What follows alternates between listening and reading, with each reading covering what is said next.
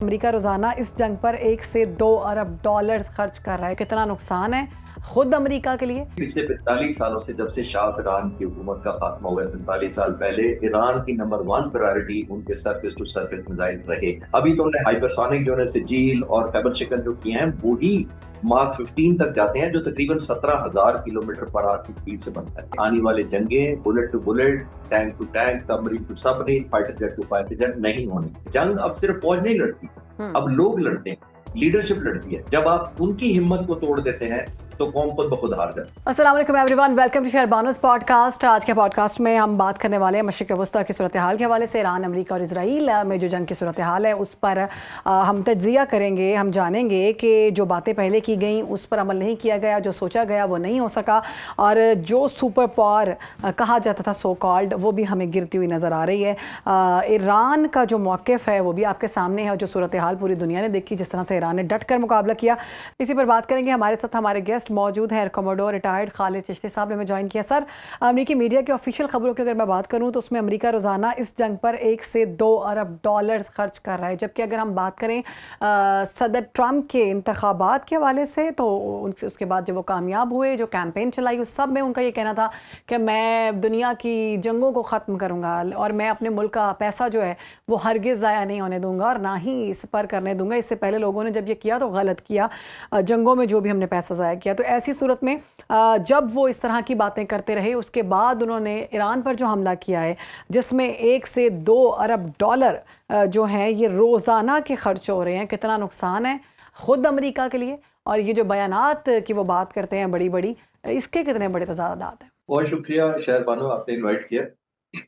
देखिए, बिल्कुल आपने ठीक पॉइंट आउट किया कि प्रेसिडेंट ट्रंप ने अपनी पूरी कैंपेन ही इस तरह शुरू की थी, और ये आज की नहीं है। रिपब्लिकन के तमाम प्रेसिडेंट जो बहुत सारे गुजरे हैं पहले, मैं उनके रेफरेंस से बता देता हूँ। 80s में Ronald Reagan, George Bush senior, George Bush junior और अब प्रेसिडेंट ट्रंप।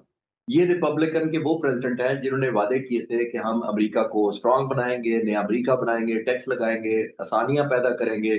तो सबके सामने बाकी काम किया या नहीं किया, तमाम सदूर ने मिडिल ईस्ट के एक मुल्क पर जरूर हमला किया, पहली हम्म। बात। दूसरी बात यह है कि बाकी जो सदूर थे जिनका पहले मैंने जिक्र किया, उन्होंने कम से कम यूनाइटेड नेशन से एक रेजोल्यूशन पास करवाया, जैसा ही था, एक बेजरर डमी किस्म का। फिर नेटो मुल्कों को इकट्ठा किया और फिर अफगानिस्तान, सीरिया, इराक, लीबिया, इन मुल्कों पर चढ़ दौड़े बारी बारी। लेकिन प्रेसिडेंट ट्रंप ने यूनिक काम किया है कि बाकी सुदूर के मुकाबले में इन्होंने तो वादा किया था कि मैं जंगें बंद कराऊंगा, हम्म। और फिर अंग्रेजी में उन्होंने कहा कि we were fighting wars and killing people, were we not stupid. अब एग्जैक्टली। ये प्रेसिडेंट ट्रंप ने अंग्रेजी में कहा कि हम तो स्टूपिड थे अगर ऐसी जंगें करते रहते थे, हम लोगों को मारते रहते थे। हम्म। अब वो क्या कर रहे हैं ये हिस्ट्री डिसाइड करेगी कि वो क्या कर रहे थे। फिर उन्होंने वादे जितने अपनी इलेक्शन में कैंपेन में किए थे उन्होंने हमला कर भी दिया, लेकिन अब वे फॉरवर्ड नजर नहीं आ रहा। आपने सही कहा कि एम्बेरसमेंट हो रही है, वॉर ऑब्जेक्टिव नहीं अचीव हुए। जो उन्होंने लोगों से कहा था कि मैं अमन रखूंगा, इतनी जंगें रुकवाई हैं, वो सारे का सारा बराबर कर दिया। ऑलमोस्ट 1,500-2,000 के करीब ईरानी सिविलियन शहीद हो चुके हैं, इनोसेंट लोग मारे जा रहे हैं, 160 बच्चियां पहले दिन शहीद कर दी गई। तो आई थिंक वो एक एलिमेंट ऑफ प्राइड वो तो खत्म हो चुका है। एक हम्म। जो मिथ थी हमारे दिनों में, एक जोम था, एक भरम था अमेरिका का। और मैं तो डे वन से कह रहा हूँ, आज ऑलमोस्ट चौथे हफ्ते भी यही कह रहा हूँ, और मैंने उस वक्त कहा था पहले दिन कि जब भी जंग बंद हुई, अमेरिका और इसराइल वो नहीं रहेंगे जो जंग से पहले थे, बिल्कुल। और ईरान नहीं रहेगा जो जंग से पहले था। ईरान ने हम्म। रीगेन किया है अपनी पोजीशन को, अमेरिका और इसराइल ने लूज किया है। क्योंकि बिल्कुल। जितनी जंग प्रोलॉन्ग हो रही है, ईरान मजबूत दिखाई देता है, अमेरिका और इसराइल कमजोर होते जा रहे हैं। बिल्कुल। सर, जैसे कि आपने कहा कि हमने देखा कि उनके सदर ट्रंप जो हैं वो जो सोच रहे थे या क्या कर रहे थे, जो अपने बयानात हैं उसके खिलाफ जा रहे थे, वैसे भी अब उनके जो बयानात हैं उनकी कोई अहमियत नहीं रही हर किसी की नज़र में। क्योंकि एक दिन वो कोई और बात करते हैं, दूसरे दिन वो दूसरी बात करते हैं, तीसरे दिन वो तीसरी बात करते हैं। कभी कहते हैं उनकी नेवी तबाह कर दी है, फिर कहते हैं उनकी एयरफोर्स तबाह कर दी है। ईरान के पास तो एयरफोर्स ऐसा कोई थी ही नहीं। मीज़ल्स की बात करें हम तो मीज़ल्स का ज़ख़ीरा उनके पास है। मशरिक़ वस्ता में ईरान के पास सबसे बड़ा मीज़ल्स का ज़ख़ीरा मौजूद है। और अभी की जो सबसे बड़ी ख़बर है वो मैं आपके साथ शेयर करना चाहूँगी, जो मैं देख रही थी ईरान की जानिब से ये दावा किया गया है कि उनके पास 3 इस तरह के मीज़ल्स हैं जो अभी तक उन्होंने मंजर आम पर ही नहीं दिखाए, और यूएस तो उसके बारे में सोच ही नहीं सकता। यूएस के पास उस तरह के मीज़ल्स नहीं है। ये रशियन जो डिफेंस मिनिस्टर है ना, उसकी जानिब से भी ये बयान आया था। उन्होंने कहा कि एक हाइपरसोनिक मिज़ल है, जो कि सबको पता है, ये तो सब जानते हैं।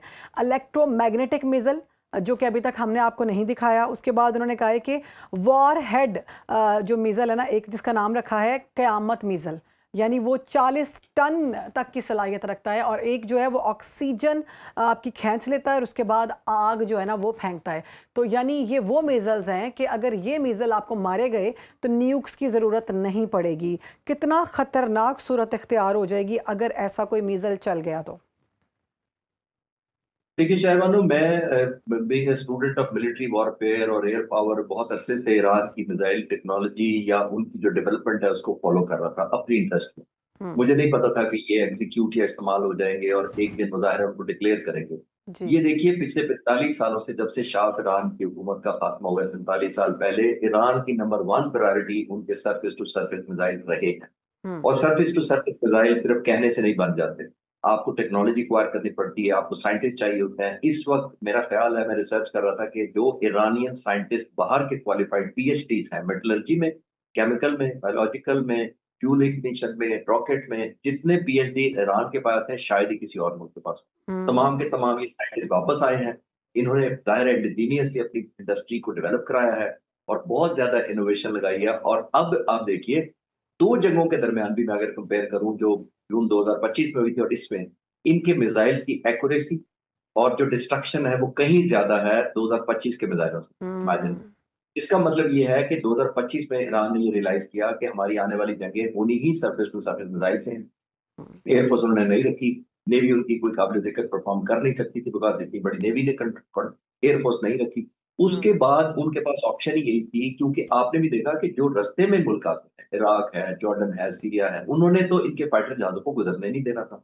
इनके एयर बेसिस को पहले दिन तबाह कर दिया उन्होंने। अब उनके टेक ऑफ लैंडिंग नहीं हो सकती थी फाइटर से। तो उनको ये डे वन से पता था कि हमने दो चीजें करनी। जी। एक, खुद सर्वाइव करना है विद वेपन्स ऑफ कोर्स, तमाम टेक्नोलॉजी जो इतनी अंडरग्राउंड है उसको सर्वाइव कराना है। और दूसरा, उन्होंने जो पेनिट्रेट करना है या हिट बैक करना है वो सरफेस टू सरफेस मिसाइल से करना है, और वही वो कर रहे हैं। अभी तो उन्होंने हाइपरसोनिक जो है सिजील और खैबर शिकन जो किए हैं, वो ही मार्क 15 तक जाते हैं, जो तकरीबन 17,000 किलोमीटर पर आवर की स्पीड से बनता है। हार्डली 4 से 6 मिनट में वो इसराइल पहुंच जाते हैं। 1500-1600 किलोमीटर का फासला जो तय करते हैं इतनी स्पीड के ऊपर। तो जब वो जी। पहुंचते हैं, एयर डिफेंस सारा नकारा किया हुआ है उन्होंने। पेनिट्रेशन जो वो कर रहे हैं, डिस्ट्रक्शन कर रहे हैं, वो अपनी मर्जी से कर रहे हैं। अब आप देखिए, कहीं भी इसराइल का मुझे नहीं लगता कि बस चल रहा है कि उनको डिस्ट्रैक्शन करके रोके। और जाहिर है एक बहुत ज्यादा प्राइस इसराइल दे रहा है, जिसकी वजह से माहौल ईरान के आग पर बदलता था।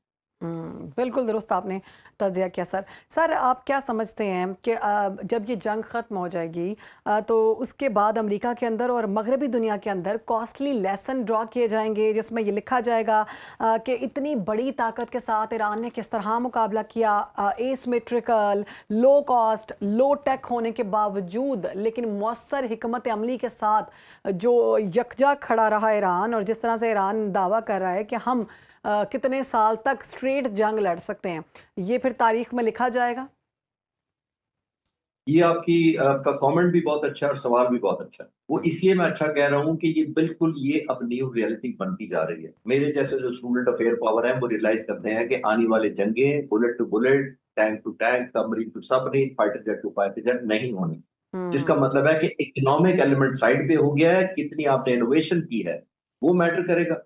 कितनी जंग को अपने लिए लो कॉस्ट और दुश्मन के लिए महंगा कर दिया वो काउंट होगा। हम्म। आप ह्यूमन डिपेंडेंसी कम करके इलेक्ट्रॉनिक सेंसर, परसेप्शंस, मीडिया के थ्रू और नैरेटिव बिल्डिंग पे कितना जोर देंगे, इस तरह जंगें लड़ी जाएंगी। मई 2025 की हमारी जंग देख लें, हमारी साइबर कमांड ने जो कुछ किया था, इंडियन सोच भी नहीं सकते।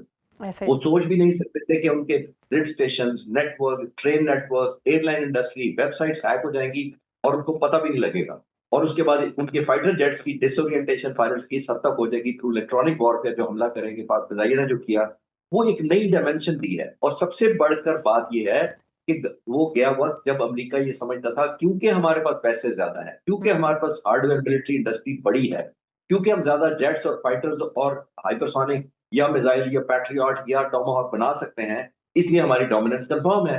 अब ईरान ने साबित किया कि आपके पास हार्डवेयर हो, पैसे हो, इंडस्ट्री हो, पोटेंसी ज्यादा हो, at the end of the day जिसने वॉर को अपने लिए वायबल फाइनेंशियल रखा, अपनी इंडस्ट्री चाहे महंगी ना हो लेकिन पेन कॉज करने के पॉइंट ऑफ व्यू से ज्यादा वायबल कर ली।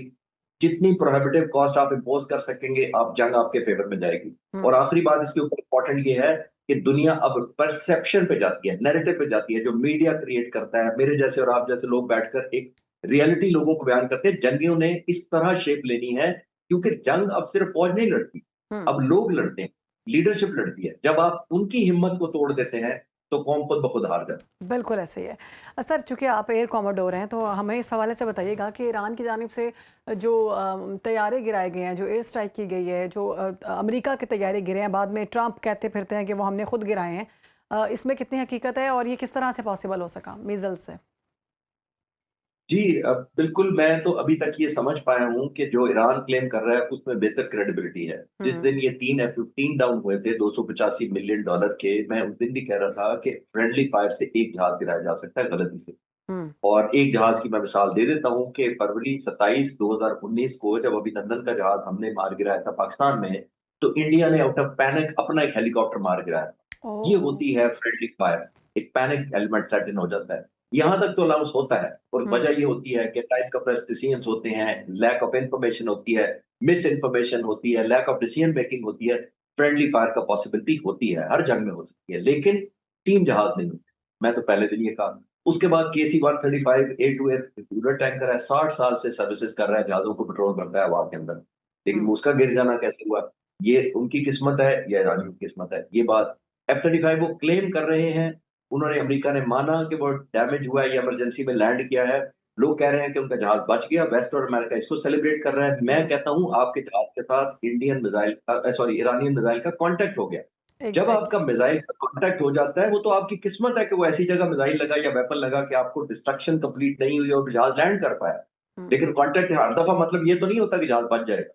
तो ये उनको कंसर्न होना भी चाहिए, और आई एम श्योर अमेरिकन के अंदर बहुत रिलक्टेंस हो गई होगी F-35 को इस्तेमाल करने में, हम्म। कि ये तो जहाज निशाना बन गया है। तो आई थिंक उनको बहुत कुछ सीखने को है, अमेरिका के लिए भी, और ईरान को भी बहुत कॉन्फिडेंस बिल्ड हुआ होगा कि हम इतनी लिमिटेड रिसोर्सेज के बावजूद उनके फाइटर्स को गिरा रहे हैं। बिल्कुल, ये बहुत बड़ी बात है। सर, आप नए हुर्मस के हवाले से हम आपसे बात करना चाहेंगे। एक आम लोगों के लिए अगर हम समझाना चाहें कि इस पर मुकम्मल कब्ज़ा किसका है, मुकम्मल तौर पर अगर इसको बंद कर दिया जाता है तो किन किन ममालिक को नुकसान पहुंचता है, जबकि हमें पता चला है कि अमेरिका और इसराइल और इनके इत्तेहादियों के लिए तो गुजरगाह जो है मुकम्मल तौर पर बंद है, लेकिन पाकिस्तान और बाकी जो ईरान के दोस्त बरादर ममालिक हैं उनके लिए रास्ता खुला है। लेकिन उसके बावजूद जो ट्रैफिक है ना वो 95% डाउन है, जिसकी वजह से हम देख रहे हैं कि दूसरे मामला जो हैं तेल के और LPG और ये वाले मामला भी सामने आ रहे हैं। जी, बिल्कुल आपने ठीक कहा, और ये ईरानियन ने बड़े क्लियर स्टेटमेंट दे दिया और आई थिंक बड़ी मीनिंगफुल है। उन्होंने कहा है कि अपनाए हरमोज हर उस मुल्क के लिए या उस मुल्क के बहरी जहाजों के लिए खुला है जो हमारी सॉवरेनिटी को रिस्पेक्ट करते हैं। जी। बहुत ही सादा फॉर्मूला दे दिया। इसका मतलब है कि जो भी प्रो अमेरिका इस वक्त फोर्सेज हैं, प्रो इसराइल फोर्सेज हैं, उनके लिए बंद है।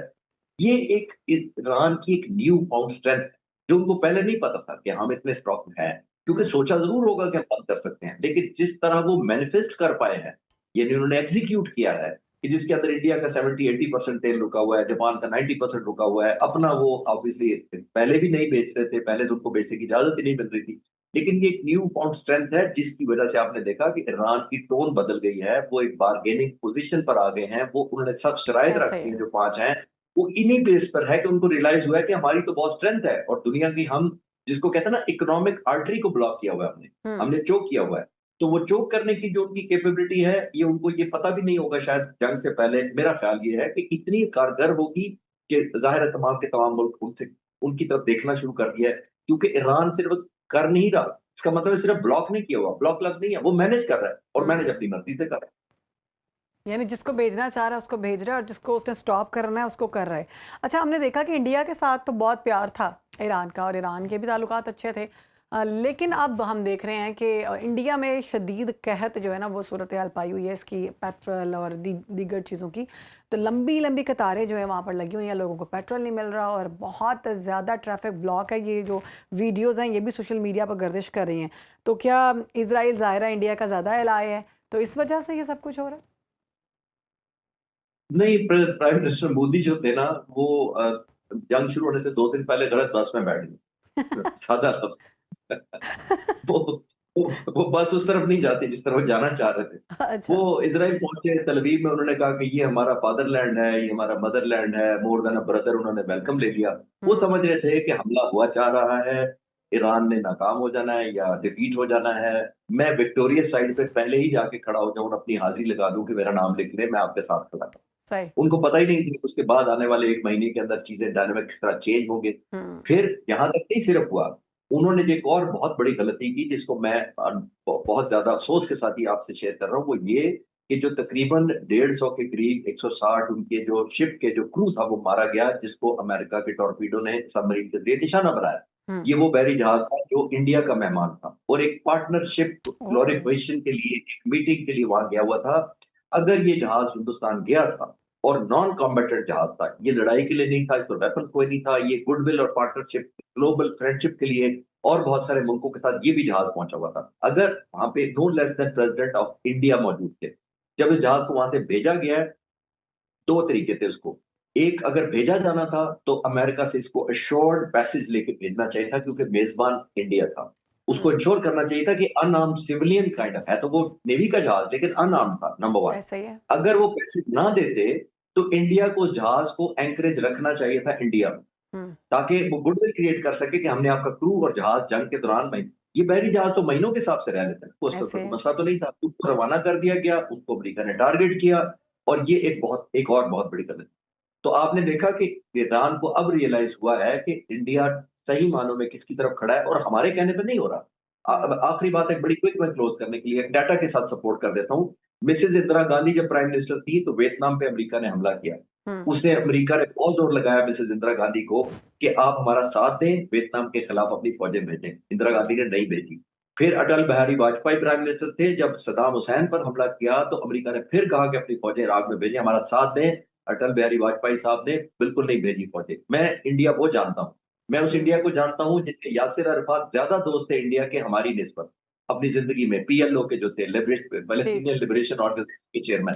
तो मैं तो उस इंडिया को जानता हूँ। अब ये कौन सा इंडिया है जिसने जाके सारे फलस्तीन की 78-79 साल अपनी कौज को छोड़ा, अटल बिहारी वाजपेयी, मिसेज इंदिरा गांधी को स्टैंड को छोड़ा और जाके जैसे नेतन्याहू को जब हाथ मिलाया, गले मिले और जैसे मैंने कहा अल्टीमेटली प्रूव ये हुआ कि वो बस नहीं और जा रही।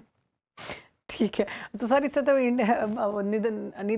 नेतन्याहू की जो हम देख रहे हैं कि एक तो वो डिसअपियर हुए हैं, कुछ समझ नहीं आ रही, जितनी भी उनकी वीडियोज़ आ रही हैं वो एआई वाली आ रही हैं। तो ये देखने के बाद एक तो इस हवाले से बताइएगा कि आपका क्या इन्फॉर्मेशन कहती है? दूसरा ये देखने के बाद मोदी की तो रात की नींदें उड़ गई होंगी क्योंकि वो इज़राइल का एलाई इसलिए बना हुआ था कि पाकिस्तान के ख़िलाफ़ कल को जब उसको मदद की ज़रूरत पड़ेगी, मार्का हक़ में भी उसकी मदद की गई, तो मज़ीद अगर उसको वैसे तो वो उसने मुँह की खा ली है पाकिस्तान से। तो अगर दोबारा कभी उसने इस तरह की हज़ीमत की तो अमेरिका या इज़राइल जो है वो उसकी हेल्प करेगा। तो जब ईरान ने जिस तरह से कामयाबी समेटी अब तो उसकी रात की नींदें उड़ गई होंगी कि ये तो सब कुछ उलट पड़ गया। जी, बिल्कुल आप सही कह रही हैं क्योंकि मैं अक्सर ये कहता हूँ कि आपकी जो पावर टू हर्ट होती है, वही आपकी पावर टू बार्गेन होती है। हुँ, ईरान ने डेफिनिटली सरप्राइज़ दिया है, पाकिस्तान ने हिट बैक भी किया है। ऑब्वियसली उसने वो कुछ कर दिखाया जो तवक्को नहीं कर रहे थे। 4 हफ्ते तो अमेरिकन प्रेसिडेंट खुद भी नहीं सोच सकते होंगे कि मुझे इतनी रेजिस्टेंस मिलेगी और अपने मिलिट्री ऑब्जेक्टिव कोई हासिल भी नहीं होंगे। हुँ, अभी अपने लोगों के लिए टेक होम अमेरिका का मुझे नहीं कुछ नज़र आता कुछ शेयर करने को। कोई वॉर ट्रॉफी वो दिखा सके कि ये मैं जीत कर आया, वो नहीं है। ईरान ने तो पहले ही वॉर ट्रॉफी किसी को नहीं दिखानी थी। उन्होंने तो हुँ, सिर्फ एक काम करना था, वो करना था सर्वाइव। और उन्होंने करना था सस्टेन जंग को, वो उन्होंने कर लिया है। अब एक एलिमेंट ऑफ एम्बैरेसमेंट है, अगर पाकिस्तान कंट्रीब्यूट कर सके कि उनको फेस सेविंग दे और ऑब्वियसली वो विन विन जाकर कह सके अपने लोगों से कि मैं भी जीत गया। लेकिन ऑब्वियसली एक बहुत ऑकवर्ड सिचुएशन हुई है प्रेसिडेंट ट्रंप के लिए भी और नेतन्याहू भी जो गायब है। और एक और चीज आप शहरवालों जरूर ध्यान में रखें कि आप जैसे सोशल मीडिया का प्रेशर देखें कितना है कि हुँ, वो जाली वीडियो डाल डाल के अपने आप को सर्वाइव कराना भी शो कर रहे हैं। दैट मीन्स उनको निकलना पड़ा, चाहे आर्टिफिशियली निकलना पड़ा है, चाहे वो इस दुनिया से जा चुके हैं तब भी उनको निकलना पड़ा है। यानी आप एक प्रेशर कैसा माउंट होता है जो मीडिया एक लॉन्च कर देता है और कैंपेन इस हद तक ले जाता है कि हुँ, आप अपने आप को साबित करें कि आप जिंदा हैं। लेकिन जैसे मैंने कहा कि वो तो वक्त बताएगा कि अब टेक होम उन दोनों मुल्कों के लिए क्या है, जो कि मेरा ख्याल है अभी तक कोई सब्सटेंशियल बात नहीं है जो अपने लोगों को दिखा। हुँ।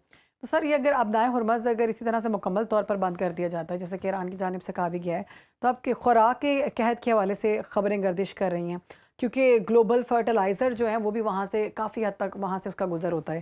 तो ऐसी सूरत में आप क्या समझते हैं इम्पैक्ट जो है वो किस तरह से पड़ेगा इस जंग का मजीद?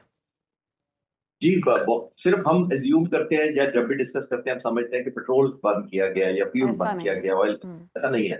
पेट्रोकेमिकल्स हैं, वहाँ पे यूरिया है, वहाँ पे बहुत सारे क्या खाद है, प्लास्टिक बहुत ज्यादा जो दुनिया में बनता है वो पेट्रोल डिपेंडेंट होता है, जहाँ जहाँ इंडस्ट्री प्लास्टिक की है। और प्लास्टिक बाय द वे आप अपने कमरे में लेफ्ट राइट देखें तो आपको बहुत सी चीजें प्लास्टिक की नजर आएंगी दुनिया में कहीं भी बनी हो।